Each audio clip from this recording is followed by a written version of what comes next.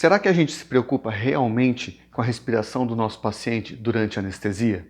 Fica aqui que nós vamos conversar um pouco sobre isso. Eu sou Rafael Neves, sou médico veterinário anestesista e sou fundador do Anestesia Digital.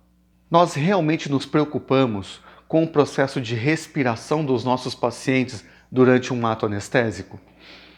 Muitas vezes a gente fica focado em ver que o animal está respirando, que ele está ali, movimentando o tórax, movimentando o abdômen, né? Isso conforta bastante a gente. Existem até sensores que mostram pra gente a frequência que isso está acontecendo. Às vezes naquela loucura que nós estamos lá na anestesia, nem a própria frequência a gente se preocupa, o que é muito errado. Apesar de a gente observar movimentos respiratórios do nosso paciente, será que esses movimentos eles estão sendo adequados? Eles estão conseguindo fazer o seu papel como troca gasosa e respiração do paciente? Então nós temos muitos detalhes a considerar em todo esse processo de respiração. O primeiro deles é conhecer a função desse sistema respiratório, que não é só respirar. Respirar é um deles. A tal da troca de gases entre CO2 e oxigênio, mais conhecida como hematose, é uma dessas funções. Mas antes que esse ar chegue lá no alvéolo, esse ar tem que ser captado por um sistema, geralmente iniciado pelas narinas ou pela própria boca, de preferência pelas narinas, onde esse ar vai passar pelos seios nasais. Faz parte e função desses seios nasais fazer um filtro mais grosseiro, de sujidades mais grosseiras, e aquecer esse ar, umidificar e aquecer esse ar. Depois esse ar vai entrar através da região da laringe, função que é a fonação. Esse ar então vai entrar através da traqueia, que é um grande tubo que vai levar o ar da região da laringe até os pulmões. E ela é mantida com sua luz aberta através de anéis de cartilagem. E esses anéis de cartilagem, dependendo da espécie, ele pode ser incompleto, ele pode ser completo, ele pode ser sobreposto. No caso dos cães e dos gatos, eles são anéis incompletos. E nesse espaço incompleto dos anéis, nós temos o músculo traqueal, que permite uma adaptação dessa luz traqueal. O epitélio da traqueia ele é formado por um epitélio pseudoestratificado ciliado. Então esses cílios permitem uma varredura de micro sujeiras que vão acontecendo, ou desse ar que vai tentar chegar no pulmão. Essa varredura faz com que nós produzimos o tal do esputo ou catarro, e a gente acaba engolindo para a parte digestiva. Muito bem, esse ar então ele tem que entrar desde as narinas até chegar lá no pulmão. Todo esse trajeto nós definimos como sistema de condução ou espaço morto anatômico, onde não há troca de gás, simplesmente há um sistema de condução de ar até chegar dentro do pulmão. Então nós temos sistemas de conduções mais espessas, mais calibrosas, e depois eu vou tendo as suas pequenas ramificações. Tá ok? Então nós temos os brônquios principais, depois da carina traqueal, que é a primeira grande bifurcação da traqueia, nós temos os brônquios secundários, brônquios terciários, aí nós vamos para os bronquíolos, ductos alveolares, sacos alveolares e alvéolos. Então aqui, por exemplo, nós temos um grupo de sacos alveolares, e dentro de cada saco alveolar desse, nós vamos ter os alvéolos, que é realmente a estrutura que vai permitir a troca gasosa. Só que para isso acontecer, esse ar precisa chegar nos sacos alveolares em um volume adequado, em uma pressão adequada. Será que a gente consegue monitorar isso? Será que a gente consegue saber se realmente esse ar está chegando nessa região com um volume adequado, com uma pressão adequada? Tem. Nós conseguimos fazer isso mediante algumas aferições e a utilização de alguns equipamentos. Antes da gente chegar nesse contexto, como é que é o processo aqui? Nessa região dos sacos alveolares, próximos a eles, nós vamos ter os capilares arteriais e venosos, que estão trazendo do corpo o gás, uma saturação de CO2, e vão deixar esse CO2 nos alvéolos e vai fazer a troca com outro gás, que é o oxigênio. Tá bem? Para onde vai esse oxigênio? Quem é que capta esse oxigênio? Esse oxigênio ele vai para uma célula chamada hemácia. E dentro da hemácia nós temos uma outra estrutura chamada hemoglobina. Muito bem, esta hemoglobina é um emaranhado formado por 4 partes, tá? Então nós temos 4 globinas unidas por um grupo M. Cada globina dessa contém uma estrutura dentro dela, que é uma molécula de ferro. E cada estrutura de ferro, por sua vez, vai se ligar a uma molécula de oxigênio. Então, cada hemoglobina carrega 4 moléculas de oxigênio. Se vocês começarem a entender e começarem a perceber a importância de um hemograma pré-anestésico, quando você lê esse hemograma e você vê o número de hemácias, vê a relação de hemácias em relação ao plasma, que é o hematócrito, e você vê o número de hemoglobina. Então você começa a perceber se o meu paciente contém número de hemácias adequados, se a relação de hemácias com o restante do sangue está adequada, e o número de hemoglobina, a concentração de hemoglobina.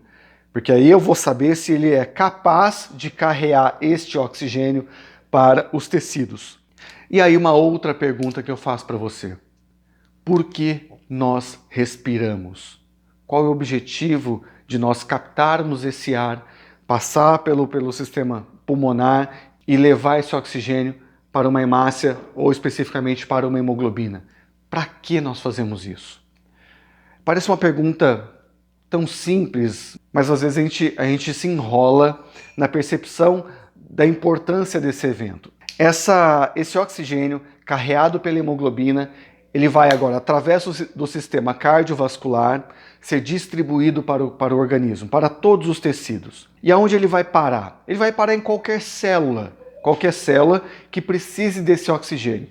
Geralmente essa célula, ela tem um excesso de CO2, ela tem um pH ácido, e aí isso são mecanismos que fazem com que a hemoglobina libere o oxigênio para essa célula. Ótimo! O que tem dentro dessa célula então? Uma célula padrão, onde eu tenho o citoplasma, onde eu tenho o núcleo, tá bem? Eu tenho várias organelas aqui dentro. O que essa célula precisa para ela sobreviver? Essa célula, a partir desse momento, o oxigênio ele vai entrar nessa célula, vou colocar aqui, ó. O oxigênio vai entrar nessa célula e ele vai encontrar uma outra estrutura, C6H12O6. C6H12O6. Para quem não se lembra, isso é glicose. Isso é glicose. Oxigênio vai agir junto com a glicose, vai sofrer um processo de glicólise aeróbica, porque é mediante a presença do oxigênio, e ele vai ser quebrado em duas grandes moléculas, em 2 ácidos pirúvicos. 2 ácidos pirúvicos, ou conhecido também como piruvato.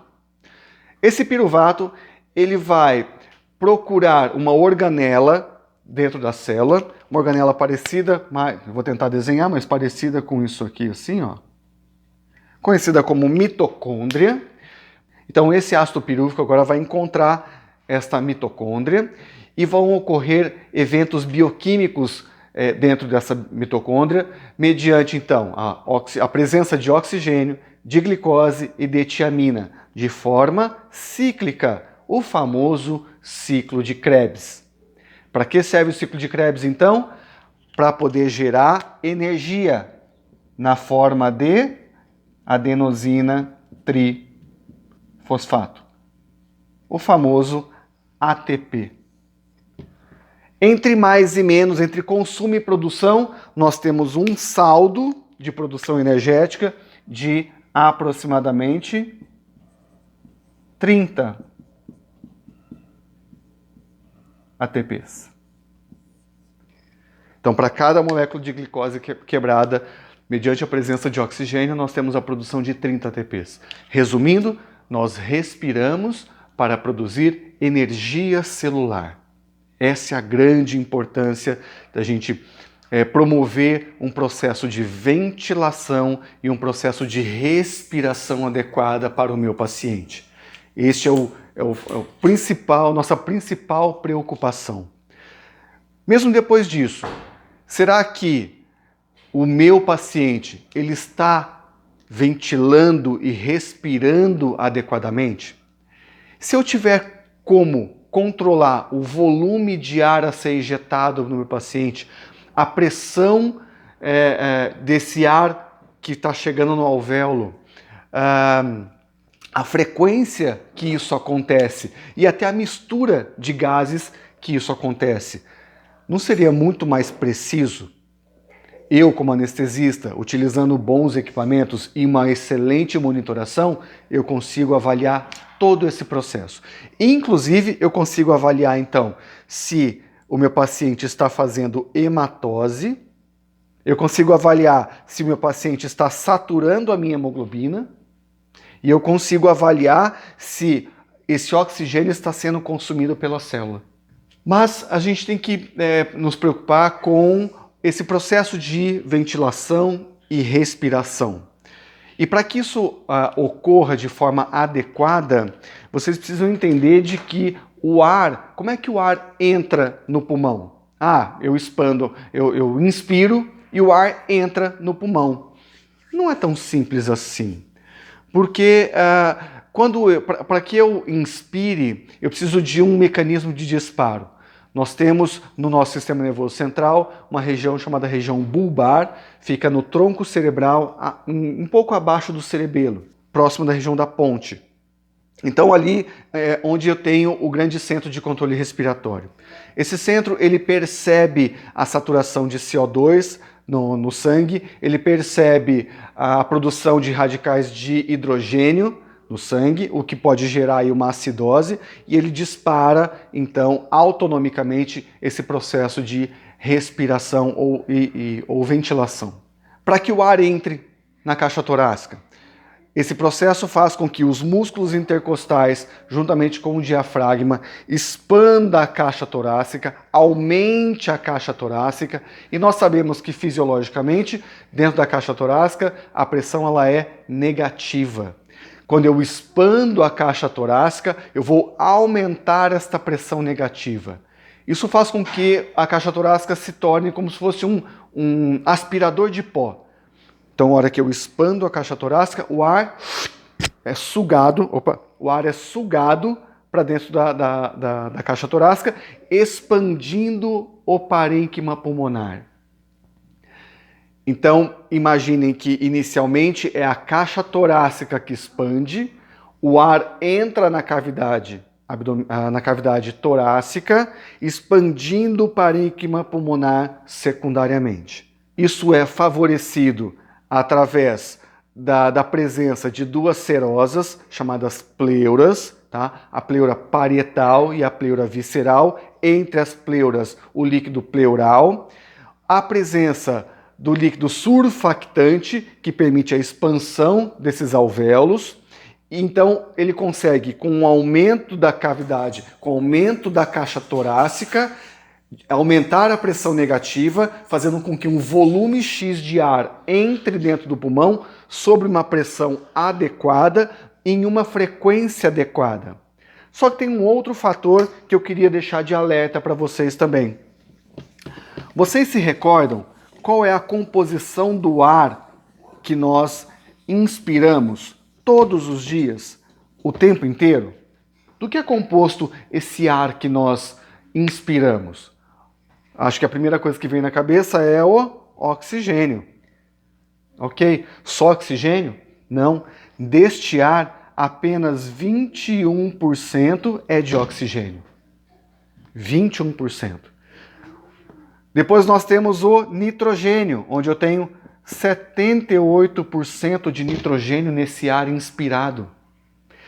E outros gases corresponde cerca de 1%. Qual é o gás que nós utilizamos geralmente para uma manutenção anestésica que vocês têm na clínica de vocês? É aquele cilindro verdinho. Espero que esteja cheio, espero que o manômetro esteja calibrado, que a pressão de saída do cilindro esteja regulada. Mas é um oxigênio. A que concentração é este oxigênio? 100%, né? Precisa de tudo isso? Será que eu tenho que sempre utilizar um oxigênio a 100% no meu paciente para manter ele adequadamente saturado de oxigênio? Assunto para um outro vídeo dentro desse contexto da fisiologia respiratória. Mas comece a perceber e comece a questionar as coisas. Talvez esse cara aqui faça muita falta nesse processo de respiração que esse paciente tem que fazer. E a gente tem que compensar ele. E nós temos equipamentos que conseguem, em parte, fazer a função desse nitrogênio, que é fundamental dentro de um alvéolo. O que eu quero dizer para vocês, o que parece ser simples, tem muita coisa escondida por trás disso. Então, resumindo, quando você observar o seu paciente respirando, imagine que ele tem que fazer esta captação de ar, que ele tem que levar esse ar em um volume adequado, em uma pressão adequada, numa frequência adequada, numa mistura adequada para os alvéolos, para que, se ele tiver número de hemácias correto e número de hemoglobina correto, ele possa fazer a tal da hematose, a troca de gases, levar esse oxigênio via hemácia, hemoglobina para os tecidos, lá fazer a troca, para que mantenha uma condição energética celular adequada. Lembre-se, temperatura é fundamental. Paciente com baixa temperatura não faz reação química, ou se faz, faz muito pouco. Então a manutenção de temperatura desse paciente é fundamental. Nós temos como controlar todo esse processo dentro da anestesia, utilizando ventiladores adequados. Nós temos como monitorar, todo esse processo, avaliando desde eletrocardiograma, curva pleistimográfica, oximetria, capnografia, pressão fundamental. E lembrando sempre de olhar para o nosso paciente, olha a mucosa dele, olha o processo que ele está apresentando durante a anestesia. E quando vocês observarem um paciente expandindo o tórax, tentem imaginar o que está acontecendo lá dentro. Porque a expansão da caixa torácica não necessariamente corresponde à expansão do parênquima pulmonar. Não entendi. Pensem num filhote, pensem num animal jovem, onde boa parte do parênquima pulmonar é composto por tecido elástico, onde a expansão pulmonar ela é excelente, ela é gostosa. Esse parênquima pulmonar expande, que é uma beleza. Agora, em um paciente idoso, onde com o passar dos anos ele teve uma substituição de tecido elástico por tecido fibroso, ele passa por uma fase de tecido fibroelástico, depois um tecido fibroso, onde o parênquima pulmonar não expande tanto, ele não consegue. E como é que chama essa expansão de parênquima pulmonar? Nós chamamos de complacência pulmonar. Então o animal jovem tem uma complacência pulmonar muito boa, e o animal idoso nem tanto. Mas ao mesmo tempo você vê um animal idoso em cima da mesa, você anestesiando ele, e você vê aquela caixa torácica, nossa, olha só como ele está respirando bem. Será? É isso que a tua monitoração está dizendo? Será que esse paciente, apesar de estar tentando forçar a cavidade torácica, o pulmão está acompanhando essa expansão torácica dele? Então se incomode com isso. Observe melhor esse paciente. Nós vamos conversar disso mais para frente. Mais uma vez, espero que vocês estejam gostando desse tipo de material. Peço para que vocês curtam aqui o vídeo, deixe o seu comentário, isso ajuda na divulgação. Compartilhem com quem vocês acham que vão gostar do assunto, peçam para seguir o canal e a gente conversa sobre mais coisas respiratórias em outros vídeos por aí. E eu vejo vocês no próximo vídeo.